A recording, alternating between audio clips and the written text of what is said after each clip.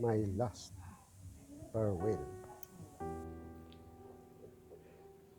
Farewell, dear fatherland, clime of the sun carries, fair of the orient seas, our Eden lost.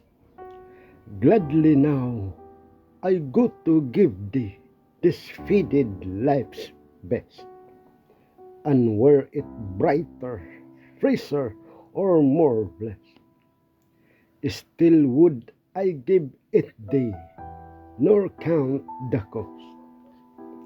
On the field of battle, mid the frenzy of fight, others have given their lives without doubt or hate.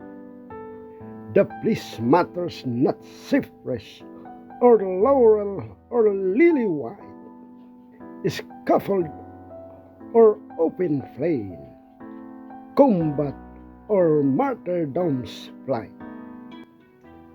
Thee is ever the same to serve our home and country's need. I die just when I see the dawn break through the gloom of night to herald the day. And if color is lacking my blood, thou shalt take poured out at need for thy dear ship to die with its crimson the waking ray. My dreams when life first opened to me, my dreams when the hopes of youth beat high, were to see the loved face who dream of the Orient Sea. From gloom and grief, from care and sorrow free, no blush on thy brow, no tear in thine eye. Dream of my life, my living and burning desire.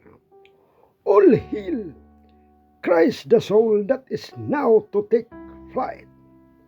All hail, and sweet it is for thee to expire.